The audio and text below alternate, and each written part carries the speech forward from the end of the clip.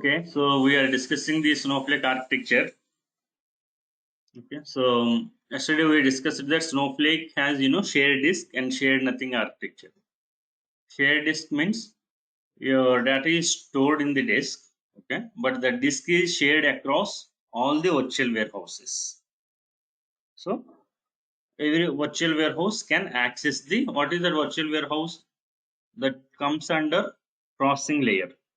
Okay, query processing layer means they are the compute units which will process all the queries, but to process the query it should have data, right? So the data is accessed from storage layer to query processing layer. So the data is physically stored where? In the disks. So that the disks are there in the database storage layer. Okay, query is processed in the query processing layer.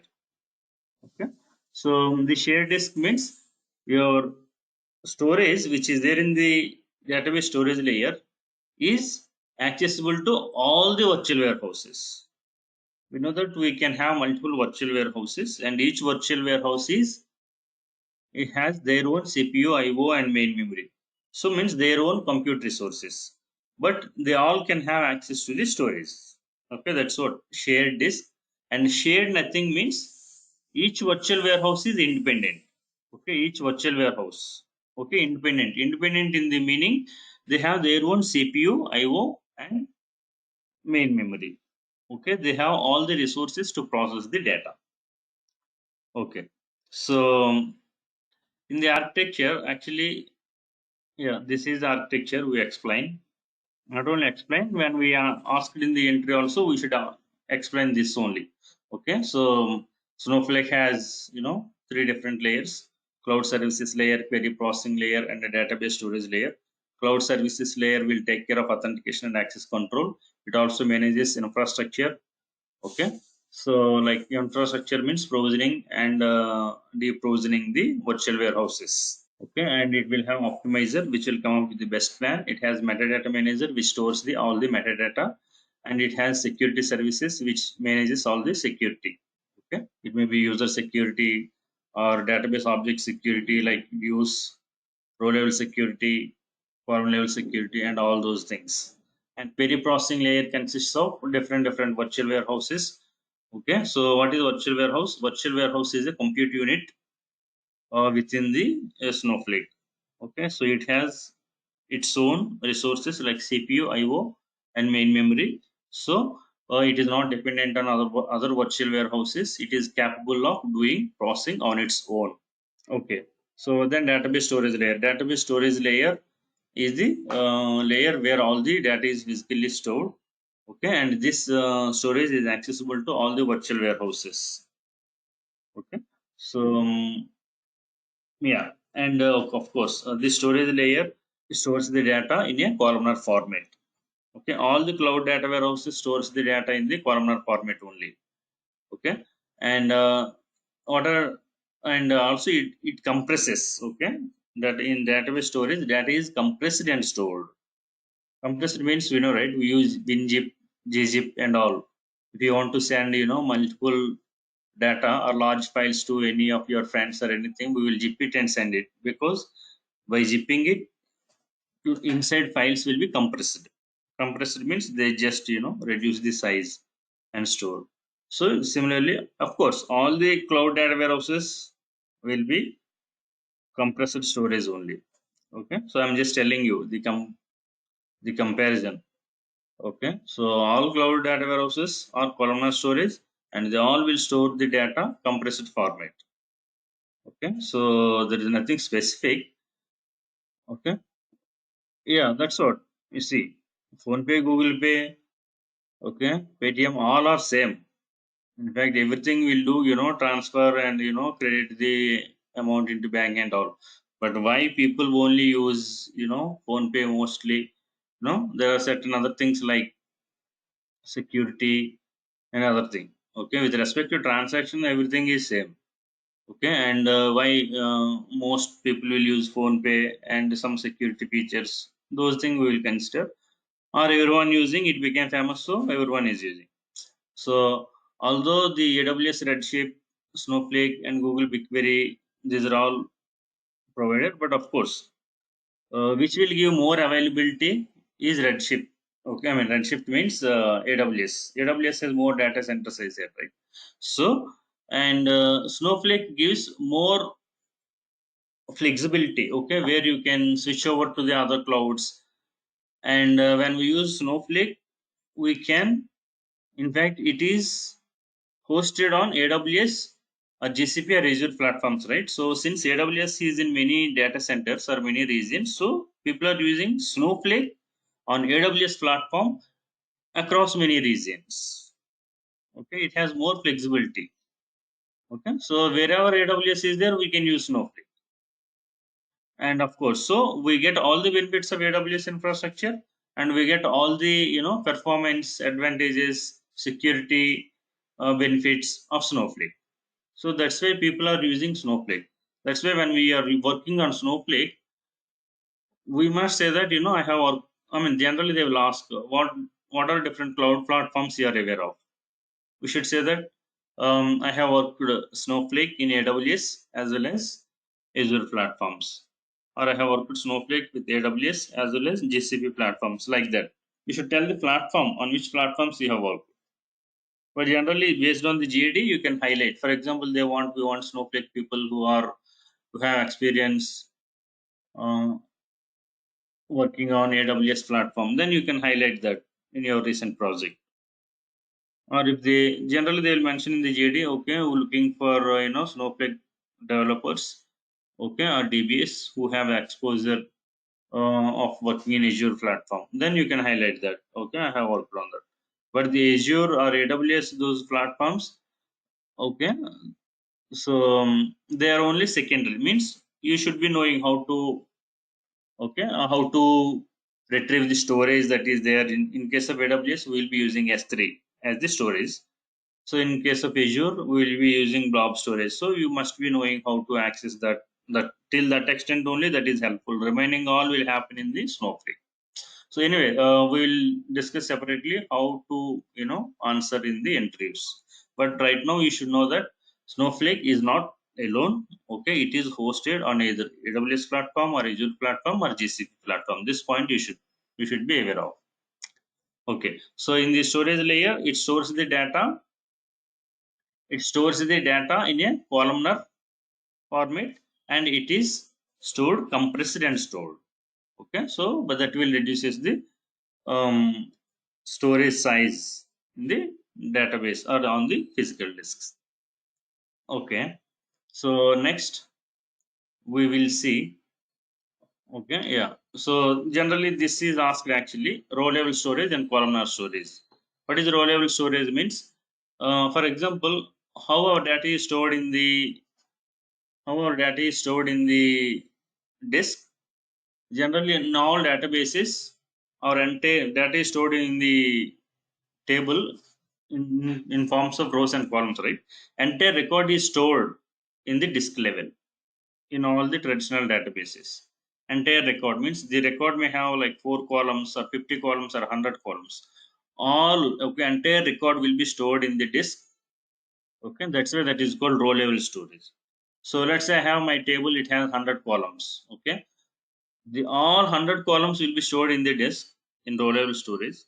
But during queries, we don't need all 100 columns, right? We may need maybe 1 column, 2 column, 3 column, 5 column, or 10 column, or 15 columns. But in order to get those 15 columns, it has to fetch that entire record from disk to main memory, and from there it will take only that required 15 columns, and rest all, you know, it will dispose. That means we are unnecessarily bringing the whole record into the main memory. This is only in case of one record. Let's say we are query processing millions of record. Then you are unnecessarily bringing all the million records into main memory, and you are taking only 15 columns out of that all million records. That means lot of CPU and IO is wasted there. That's why, okay, this is known issue actually. Okay, IO will be consumed in all the row level storage or row level databases, all the traditional databases. So all cloud data warehouses came up with columnar storage. In columnar storage, you don't store all the record at the disk level. For example, your table has 100 columns. You don't store 100 columns, okay, at the disk level. But it stores 100 columns, but column by column. Okay, for example, here 4 columns are there in this table. All names will be there. Okay, at the disk level, all names will be stored. Similarly, all salaries will be stored. All department will be stored. Like means every column will be stored separately on the disk. So let's say you want only 15 columns. So it will go to only those 15 columns on the disk and it will fetch it into the main memory. That's it. While fetching itself, it don't fetch the all 100 columns because it knows that only 15 columns, select on column 1, column 2, like some 15 columns are given. So only those 15 columns, it will go to the disk and fetches it. That's it. So that means you are not unnecessarily pulling all the remaining, 85 columns into memory. So in that way, it reduces all the IO. So that's why the columnar storage, became famous with all the cloud storages. I mean, cloud data warehouses. Even AWS is Redshift. Okay, AWS Redshift is cloud storage. BigQuery is also cloud storage, and Snowflake also cloud storage. Okay, Azure Synapse also cloud storage. Okay, fine. So yeah, that's why I have introduced these two. Okay, very important. Now the next thing is I'll tell few things which are important for the interview. In the database storage layer is there, right? Database storage layer. So what type of data is stored?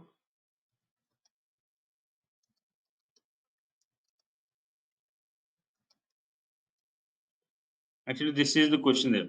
What are different types of file formats you have worked? Okay, so here we need to discuss file formats. Okay, our file formats or file type. Okay, so in database storage layer, okay, data will be stored in compressed and columnar storage.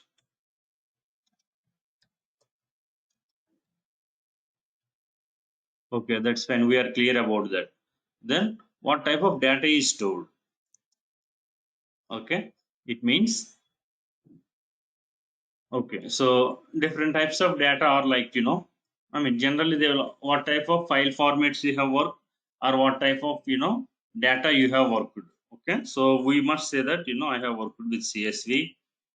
Okay, Avro, Parquet. Yeah, I mean like this you can say. Okay, so these are of course mainly used file formats. You can say flat files.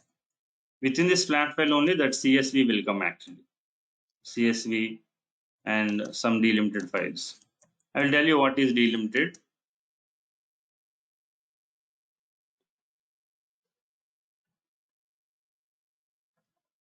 Okay, but all the delimited files and CSV file they all comes under flat files. Okay, and flat files and relational files. I mean relational data. Relational data means what? The databases like source databases, MySQL, DB2, Sybase, SQL Server. Those are all relational data. Relational data means tables data. Okay, MySQL, DB2, Sybase, okay, SQL Server, Oracle, okay, Postgres. So these are all the different RDBMS sources available. Okay, MS SQL.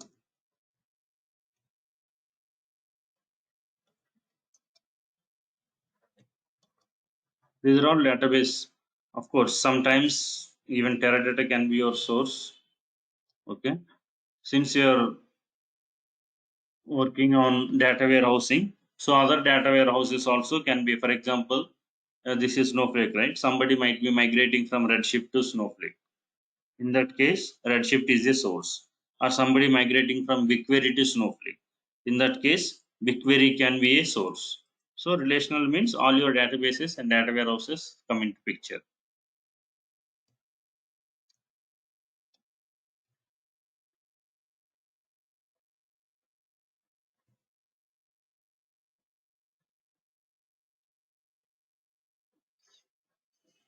Okay, so and okay, what type of data is stored? Okay, all types of data. Okay, it may both flat files and actually what type of data is stored means all the data will be stored.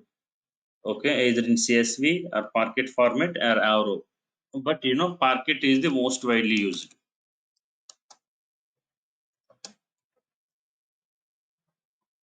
Of course, there are also other formats like ORC and RC.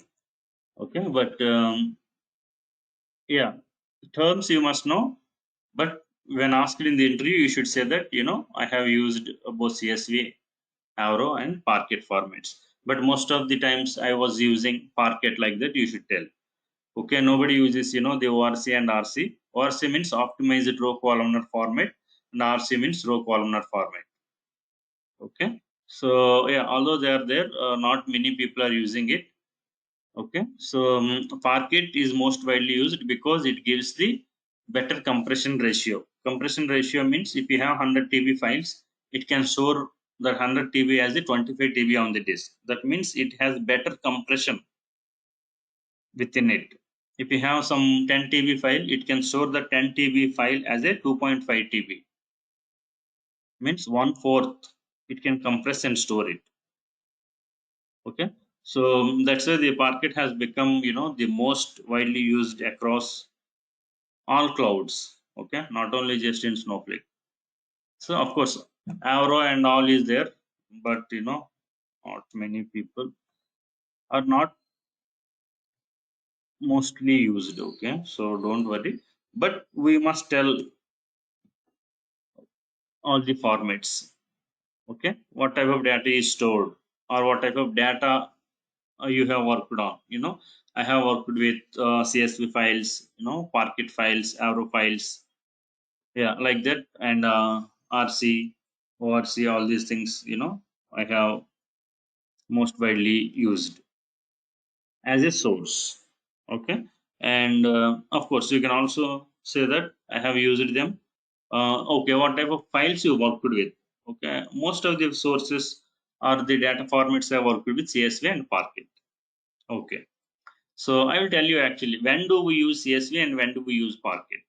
If your data size is less means maybe within CSV means what? Actually, Excel kind of thing. Okay, CSV means comma separated value, but it is if you see its format, some Excel sheet you will see that is called CSV. Okay, CSV means Excel only. Don't worry, but it stands for comma separated value. If you store any file with .csv, it's a Excel. So Excel means it's a file, so it has up to 2 GB you can store. Means up to some some 2 lakh records or 3 lakh records you can store it within the CSV. But if it is more than that, CSV is not a advised or recommended option. So if the data is more, you will use Parquet format. If the data is less, okay, like less than 2 GB or less than some 2 3 lakhs or up to 5 lakhs, you can use CSV file. Okay, CSV file can be used if the data is less, means below 5 lakhs records or below 2 GB data, then you can use CSV. If the data is more than that, then obviously the best file format is Parquet. And in the real time, we are mostly using Parquet. Okay, so because we deal with huge volumes of data. Okay, so okay, so you have worked with CSV files, okay, and some delimited files. What is this delimited means? In the real time, for example, you have this data, right? This employee delimited data means you will store this data. Here you see my data is, this is called comma delimited data. See, between field to field I have comma. Okay, so this is called comma delimited. Delimited means field separator. Means you will send your or you will receive your source file like this. Delimiter means field separator. Yeah. So this is delimiter. Delimiter means field separator. Okay, you will get all the records with the delimiter in between. Okay, so since this is called header. Header means it will have all the columns. So based on the header, we will know, okay, what is this one, what is this RAM, what is this 10, what is this 10,000. We will know based on the header. If header is not there, let's say, what is that you will understand? This plain numbers and names. We cannot understand, right? Just by seeing this, what is this one, what is this 10, what is this 10,000? Okay, we may not understand, but they will send header also. Okay, okay, one means employee ID, RAM means employee name, 10 means department number, 10,000 means salary. Like that, we will understand. So in the real time, we will get the source files. Okay, most of the source files in the CSV format also. Okay, this is comma separated, so we call it CSV. Sometimes you don't get comma separated. Okay, you will get like this. For example, see.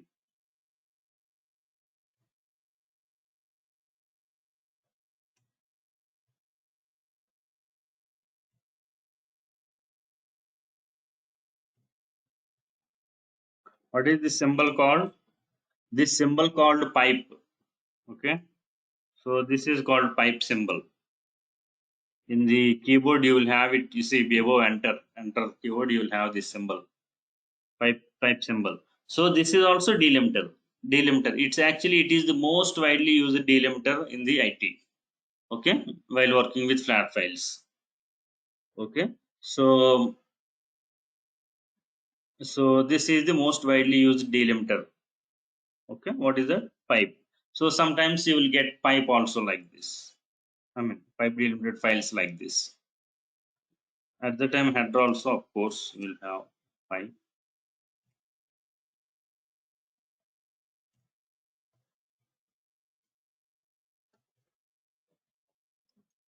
like that.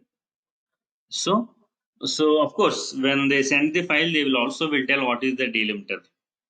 Okay, so using the delimiter, you will load the data, you will unload the data. Okay, so there it will ask the option what is the delimiter. So based on the delimiter, it will understand. Okay, okay, till it till it come across the first delimiter, that is the first column. Then till it reaches to the second delimiter, that is the second column. Till it reaches the third delimiter, that is the third column. Then last column, like that. Okay, it can easily it will understand. In fact, that is the way it is.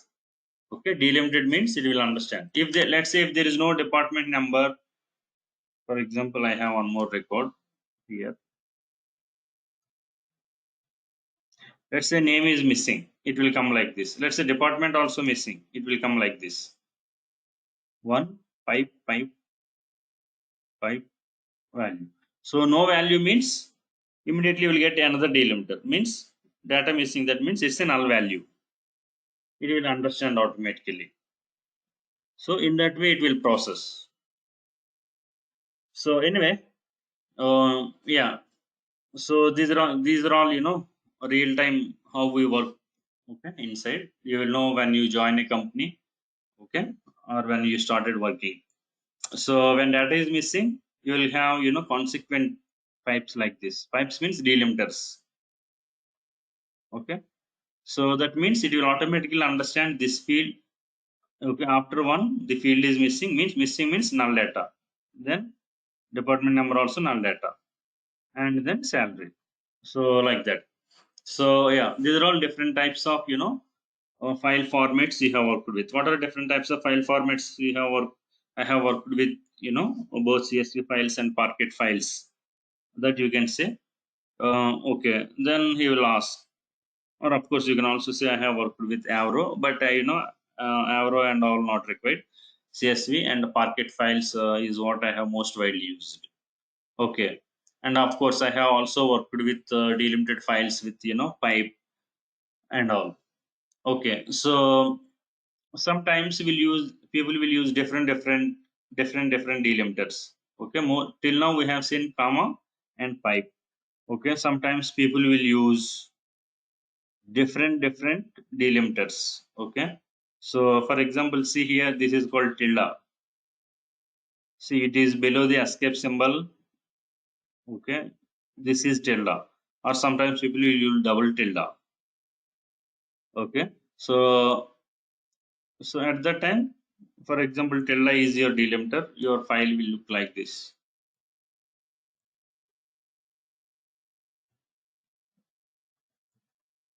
It will come like this. Your file. Okay, so it will automatically understand. Okay, till first tilde it is the first column. Till second tilde it is second column. Till third tilde it is third column. Then last column, like that. So why, sir, people will use different delimiters? Why? Because, for example, okay, so control Z. Let's say we have used pipe only. Okay,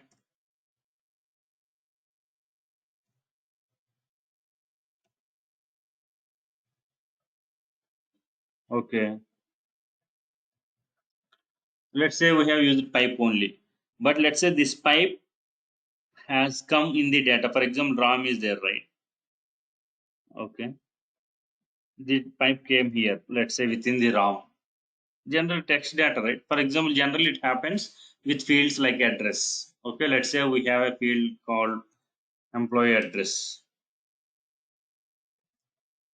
So obviously that means now here you will have address field.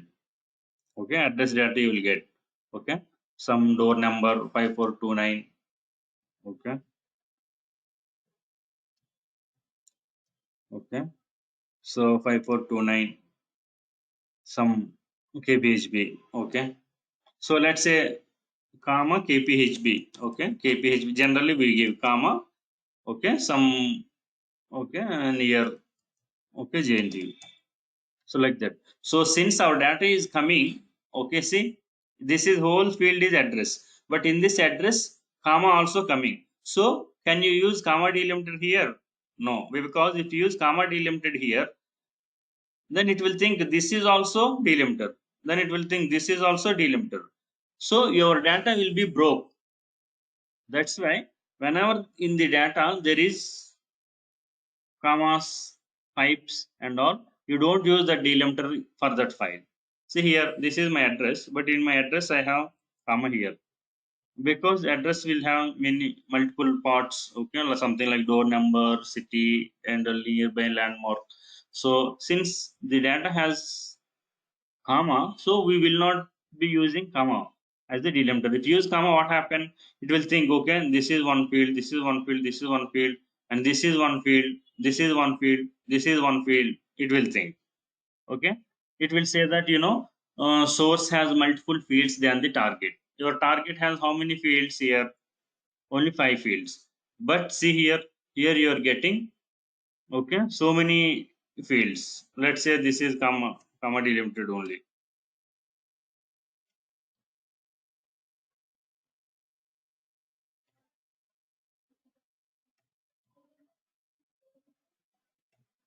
Okay, then it will think how many? One, two, three, 4, 5, 6, 7.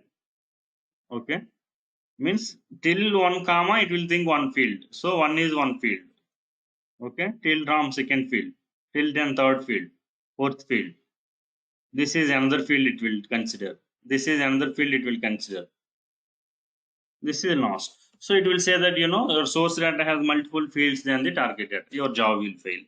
That's why if your source data you're expecting the same delimiter, you don't use the delimiter. So similarly, so that's why comma don't use if you're expecting comma in the source. Let's say now pipe also same. Okay, if you're expecting pipe in the source, then you don't use pipe as the delimiter. Okay, let's say the address is coming like this. Okay, address is coming like pipe. Okay, I'm talking about pipe delimited file like this. Then actually our intention is this is the whole address. But but we stored the address with pipe instead of comma. We used pipe, okay, within the address. So, but the file is already delimited with pipe. So at that time, it will break the field, right? Because it will think pipe means one field. So that's the reason. In such cases, they will go with something different delimiter, like I said, tilde, okay, which is not coming from the source. Or let's say tilde also, there is a chance they will use double tilde, or they will use hash, okay, something which is not coming in the source data they will use. Okay, you can use anything that is called delimited. Delimiter means field separator. So yeah, so those are all only called flat files. All flat files comes with either CSV, okay, means comma separated or pipe separated, or any delimiter. Why delimiter will change? Because if there is a chance that these delimiters will come in the source, then they will change the delimiter to a different delimiter. Okay, that's why we can use any delimiter. And you can say that I have also worked with other different relational, sources like MySQL, DB2, Sybase, Postgres, MS SQL, Teradata, like that you can tell. Okay, so yeah, and I have also worked with different other formats like Parquet, ORC, Tavro, and all. But most widely used file formats are CSV and Parquet. I have used. Then somebody, sometimes people will ask which is better, Parquet or Avro, or Parquet or ORC. You can directly say that Parquet has the a better compression ratio when compared to the Avro or ORC. Okay, so you can tell like that Parquet has the better compression ratio. Okay, when compared to ORC or Avro, and of course Parquet is the most widely used. Okay, you can say like that. In fact, that is the reason Parquet is most widely used. And Parquet is the best for the columnar storage. All cloud data warehouses are columnar storage, right? That's why it best fit. Whereas the ORC and RC, the name itself says row columnar. ORC means optimized row columnar. So they may be better in case of row level storage. Row level storage like means the Oracle, okay, Teradata, the MySQL, DB. These are all relational databases, right? Relational database means they will store the data in a row wise. So if your storage is relational files like MySQL, DB2, Sybase, Oracle, they store the data in the row level format. So for them, ORC, RC, they may be good. But cloud data warehouses like Snowflake, BigQuery, and AWS Redshift, they are column level storage. So for columnar storage, data warehouses, Parquet is the best because it has the better compression ratio. That means what is compression ratio? Even you load 10 TB data into warehouse, it will store it as some 2.5 TB. That means you are saving 7.5 TB. So that means you are saving cost for 7.5 TB. Why we should compress? We should compress because it will reduces the storage cost. If it's stored as 10 TB, then you will be charged for 10 TB. Okay. Similarly, if you are storing 100 TB, with Parquet, it will be stored as 25 TB. That means you are saving storage cost for 75 TB. That's why the file formats are also important. Okay, now you understood why the file formats are important, because they will help reduce the storage cost. Otherwise, nobody bothers whether it's stored as 100 TB or 200 TB. What difference it makes if it is not, if it is not charged to me. Since it is charging to me the storage cost, that's why I will give priority how to reduce this while storing, how to reduce its storage. So then I should think about better file format, Parquet. Since it reduces, 100 TB and stores it as the 25 TB, okay, it saves me 75 TB cost. So that's why we will use it. Why we think all these things actually in the IT? Why people will think? Because we have to reduce the cost for the client, right? We have to see how we can reduce the cost for the customer. Customer means the client we are working. That's why the people like architects, okay, the solution architects, actually we take this decision. what is the file format we can use? Yeah, okay, I think we can go for Parquet if the table size is big. If the table size is small, okay, it doesn't matter actually. That's why for CSV and all, you can use anything. If the data is less than 5 lakhs or less than 2 GB, it don't make any difference. But if the table size is too big, then definitely, they will suggest Parquet is the file format. And these, that's why, the architects, they all will be there. At least one solution architect will be there, who can advise the team. Okay, and that's why in fact they also paid more because they see what is the best way of handling all this. So yeah, that is about file formats. What type of data is stored? Okay, CSV. Okay, and what are different file formats, and what is delimited files, what is relational files? Yeah, all these things clear. Generally, yeah, this question will be asked actually, what are different types of file formats you have worked? Okay, so you can say that I have worked with both flat files and relational files. Flat files like CSV and other delimited files, and I have also used other files like Parquet files. Okay, I have used most widely with Parquet data sources. Yeah, like that you can tell. Actually, he was expecting that you will tell Parquet, ORC, RC, that you must be knowing. Okay, that's why these terms you should be familiar with. Okay, so okay, so now you understood, right? Why different delimiters also used? Because the same delimiter comes in the source, then your field will grow. Okay, so that's why they will use a delimiter which there is no chance of coming in this as part of source. If comma is coming in the source, then you don't use comma as the delimiter. If pipe is coming in the source, then you don't use pipe as the delimiter. You will use something else. Okay, in fact, this is one of the issue we will get. Okay, source has multiple or more fields than the target. Okay, that happens when source data you are getting, okay, delimited as part of the source. So immediately, if you are experienced, you will know, okay, I think something wrong with the source data. You will immediately check the source and see what is that record. Okay, and you will inform that to the source team. Hey, today we are getting so and so field wrong because it consists of the delimiter. Can you please check how to proceed? Then they may say, you can delete the data and proceed, or they may resend the file with correct, means without having any delimiter in the data. Then you can reprocess the data. That's it. So yeah, those things. Okay, then the next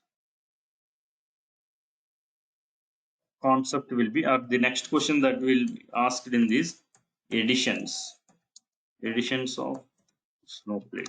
They will ask, definite question on this also. Till now, I answered file formats, or what are different types of source file formats you have worked, or what are different types of file formats. Okay, file formats are like flat files and relational files. Okay, within that flat files, you will have CSV. Okay, and of course pipe delimited and ORC, RC, and Avro, all these things. Okay, so okay, editions of Snowflake. This is also they will ask. Can you please tell me what are different types of edition, or which edition of Snowflake you have worked? They will ask. So at that time, we have to say, okay, standard, of course. It has different, editions in Snowflake. Standard, enterprise, enterprise plus,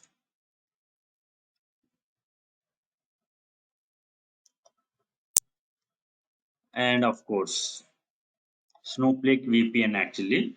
So let's see how it is mentioned. It is customized version actually. Yeah, virtual private Snowflake. Okay, VPS, virtual private Snowflake. Okay, that is the another version edition. So why different editions, or what are different editions you have worked with, or what is the differences?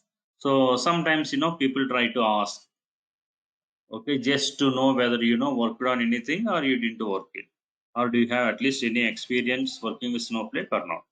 Just to check that, they will ask what are different types of editions you have worked with.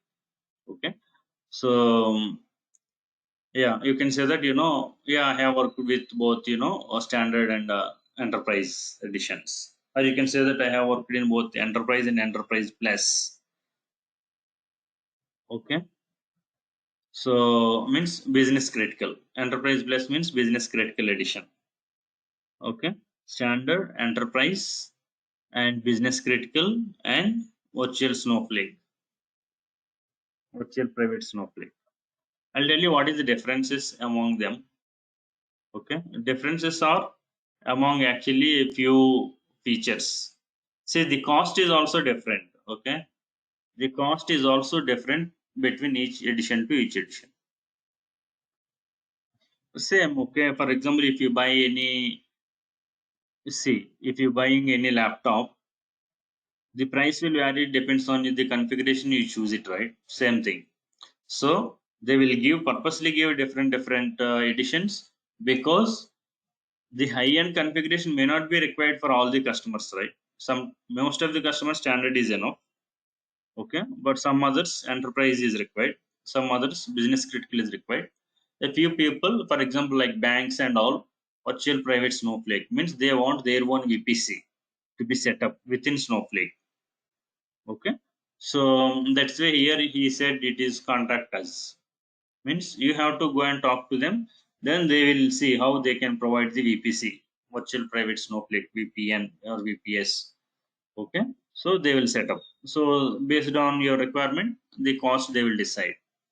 Okay, but remaining all standard, enterprise, and business critical, okay, they have particular price and they have particular features already listed. Okay, general standard is the beginning. Okay, everybody will get at $2 per hour. Okay, enterprise plus you will get $3 per hour. Business critical you will be charged $4 per hour. For storage, see, storage means virtual warehouses, storage cost. Okay, of course these are all the different features. The main difference actually, in the interview you should say, either you are working in enterprise or business critical, then only they will think that you have very good experience. Standard don't tell. Okay, standard just tell that I have working experience in both enterprise and business critical editions. Then they will say, what is the difference that enterprise will bring when compared to standard, or what is the difference between enterprise and business critical, or what are the features that enterprise will offer. Okay, see, the enterprise, if you see, it brings all the features of standard. Okay, it brings all the features of standard plus these are the additions. Okay, multi-cluster warehouse. Okay, that means you can create multiple clusters. I will tell you. Okay, once we sign up the Snowflake, means we will create multiple virtual warehouses. That's it. Okay, generally we can create only one virtual warehouse. For example, in standard you can have only one virtual warehouse, but in enterprise you can create multiple virtual warehouses. Okay, separate for each workload. I will tell you what is this workload, how the production look like. Production means how the real-time environment look like. Everything I will tell you. Okay, so for the real-time application, yeah, we need multi-cluster warehouse.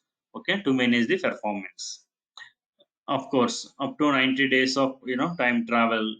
I will tell you all these things. Okay, in the subsequent classes. What is this time travel? What is this fail safe? All these things. Okay, it's annual rekey of all encrypted data, means you can encrypt your data, and of course there is something called materialized views. Okay, yeah, so these features are different for each edition. Okay, enterprise you will have materialized views access, but generally for standard edition you don't get materialized view. Okay, and see, dynamic data masking means how to mask your data, that is related to security, how to encrypt your data separately. Okay, dynamic data masking and actional data tokenization. These are all related to data security. Krishna, your voice is breaking. Okay, yeah, I was talking about the editions. Okay, they will come with different new editions from each edition to edition. Okay, standard generally we don't recommend for large enterprises. That's for only startups. Okay, whereas enterprise is for large customers. Okay, medium and large customers, and within that business critical. Some have additional features. You see, business critical will support everything that support enterprise.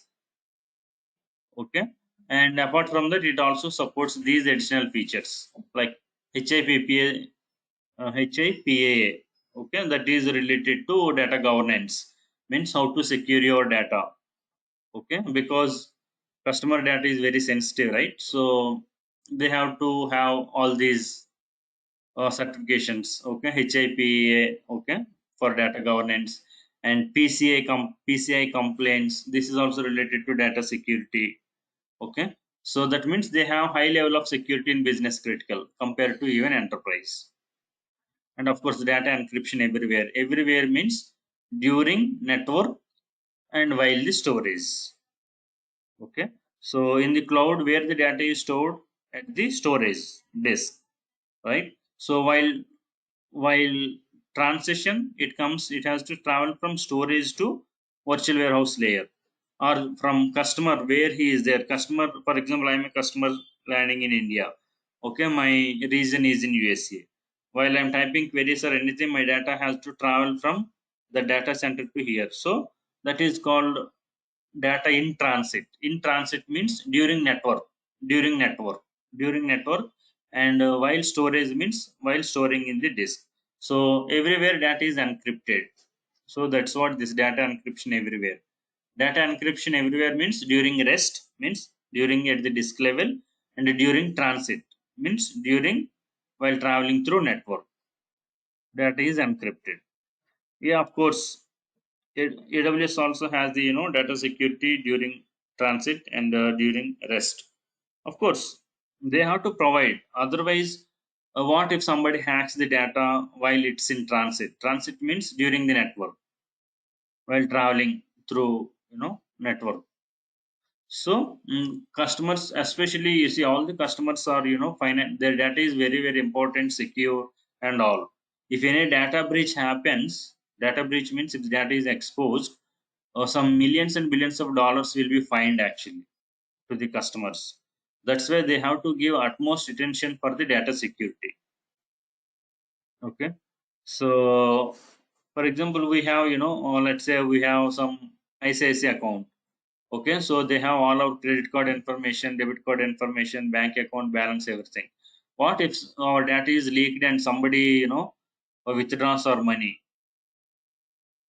and like that some millions of rupees are withdrawn from, especially if the people have that much balance, then it's a great risk, right? So actually, if people complains, RBI actually will fine them actually. Okay, if you raise a complaint, anything like that, that's a the customer is responsible for the whole security of the customer data. Okay, if the data is exposed, what happen? This kind of threats will happen.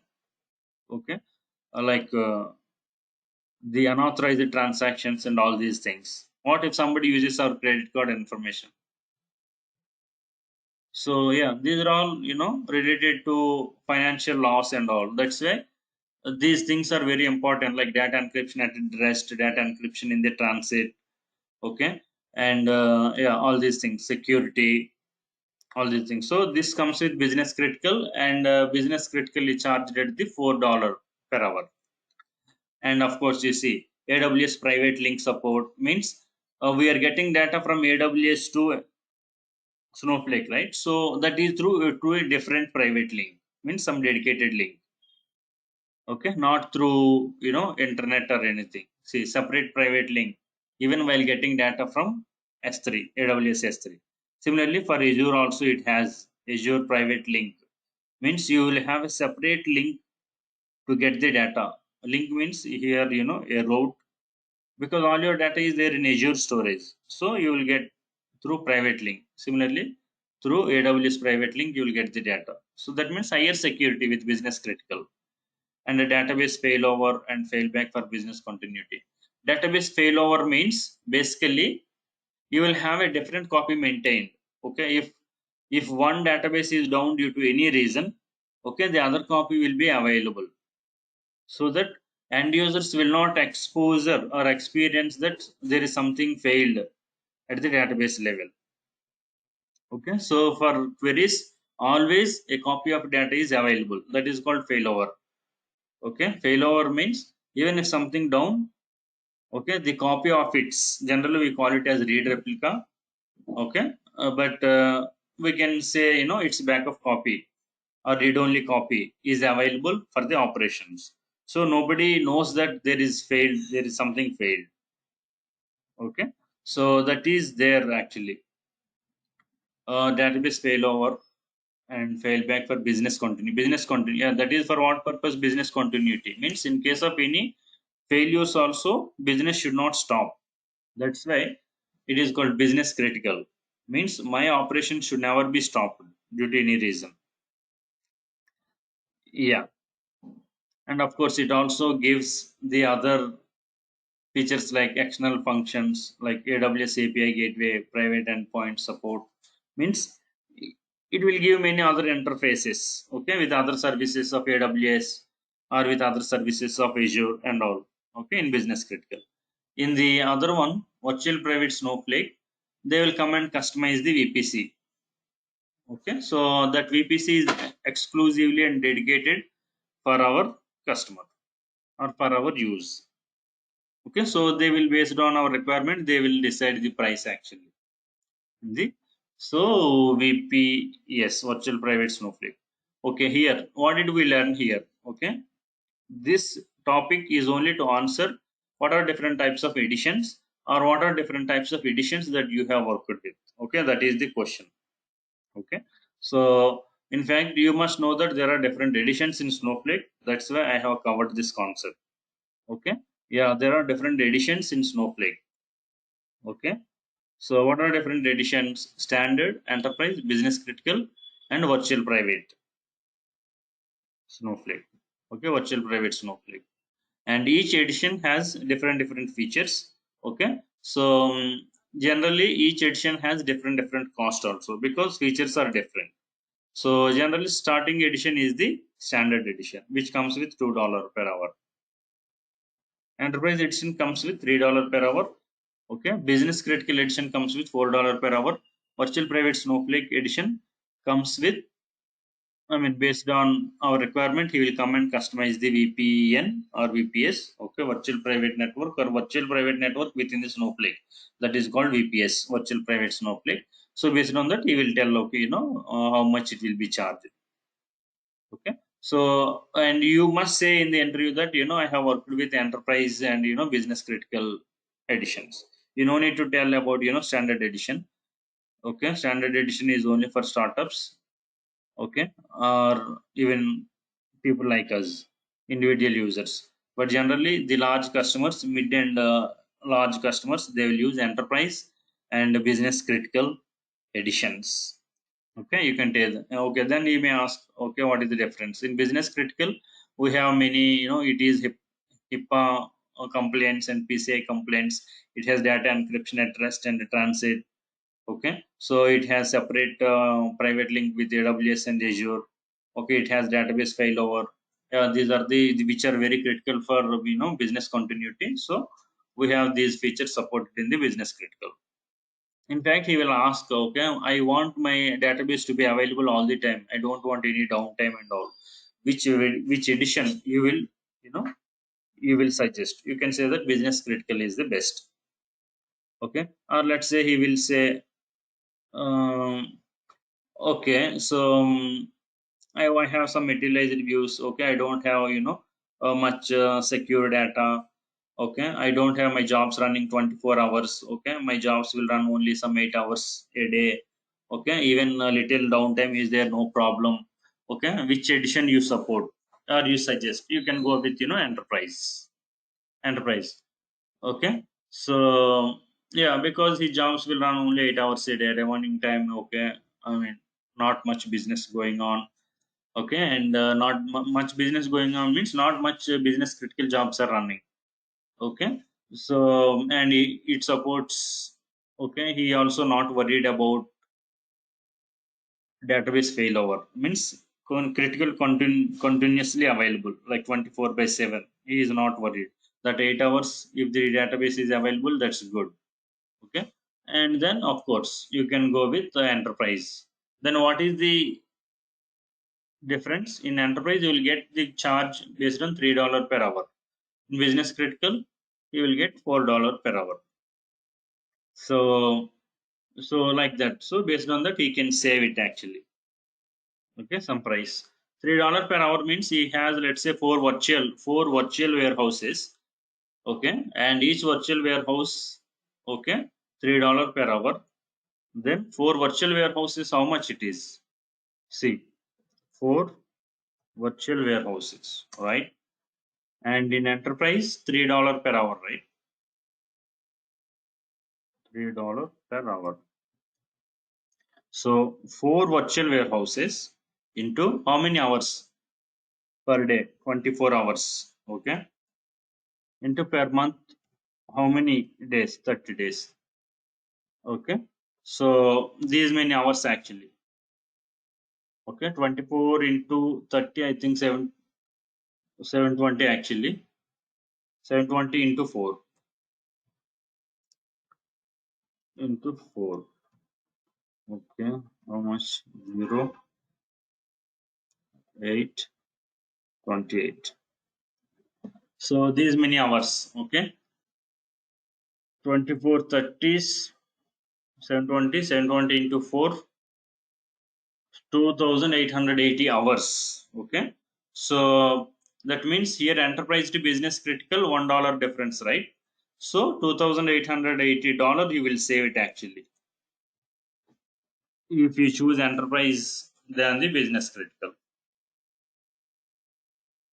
Okay, so like that, because we should always see how we can reduce. Okay, and let's say this is with four virtual warehouses. Okay, let's say you are a solution architect and you know that your business system needs only 8 hours availability, right? You don't need 24 hours, and they already have four virtual warehouses. You can even cut down this 4 to 2.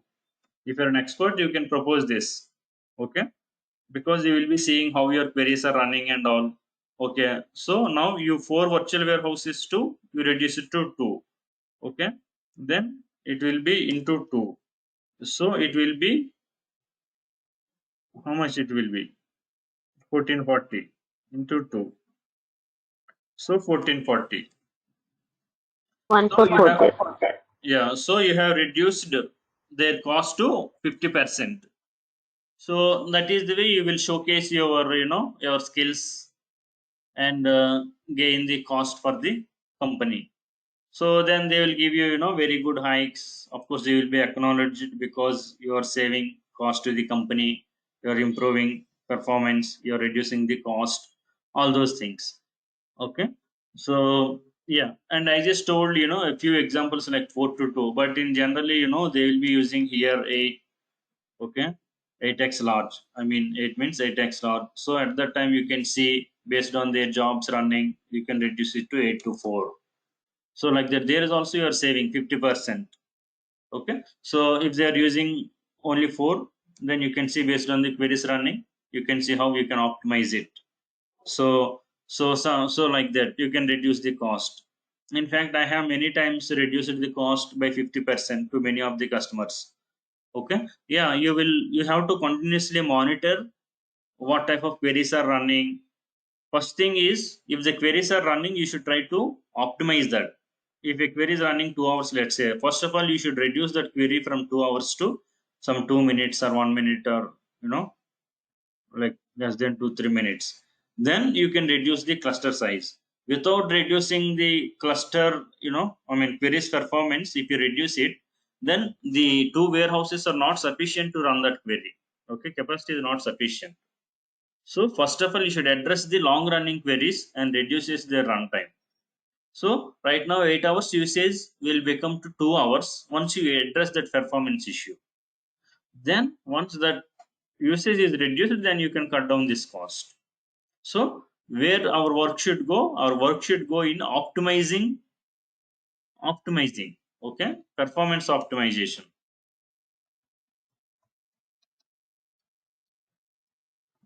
So performance optimization plays a major role in your job. Yeah, that's why even in the interview you must say that you are very good in performance optimization. I have done. You can tell one or two examples how you optimized it, okay, performance. And that is directly proportional to reducing the cost. Anyway, we will tell that separately, performance optimization, how we should do and how we should tell in the interview. Then damn sure he will take you, okay, because everyone will answer the normal questions. Okay, what is the architecture, what are editions, what is this and that, but what is that you brings more when compared to other. These are called key contributions: performance optimization, reducing the cost, improving the performance of the system. Okay, so 8 hours jobs you are now, before you come, 8 hours were running, means 8 hours it is taking the virtual warehouse cost. Now you brought that into 4 hours because you tuned some of the long running queries, and now the jobs are completing within 4 hours only. That means you have saved that remaining 4 hours cost of the virtual warehouse to the customer. So they will acknowledge you. They will acknowledge you have reduced, okay, cost and improved the performance. So they will give you better hikes, or at least your job will be safe. Okay, not only job safe, you don't have to worry about it. They will acknowledge you with some some good ratings and good hikes and all. So that's a, yeah, performance optimization and all. Anyway, we will discuss that. Okay, so you got the different editions in Snowflake.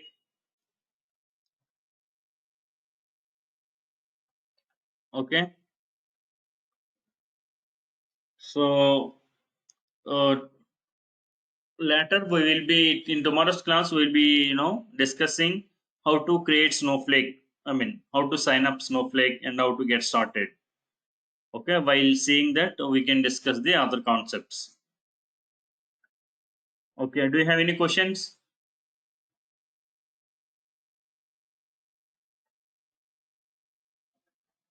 You understood how to answer what type of editions you have worked it. You should say that I have worked with both enterprise and okay, enterprise plus means, yeah, it is enterprise plus means business critical, actually business critical. And the other one is virtual private Snowflake.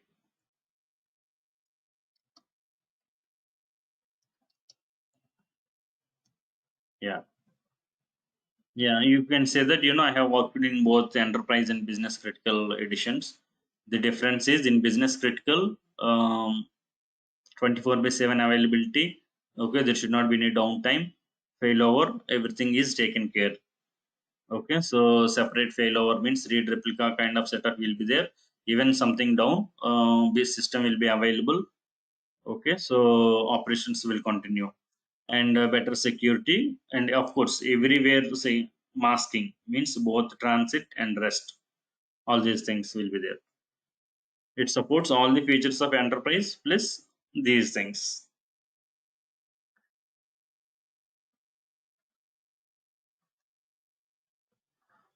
Okay, are we good?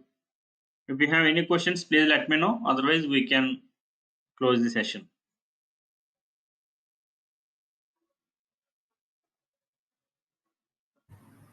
I'm good. I'm good, Krishna. Okay, sure. Harika and Monica, are we good? Yes, Yes, Krishna. Krishna. Okay, then. See you tomorrow. Tomorrow we will Okay. sign up. Thank you. Yeah, we will sign up for the Snowflake.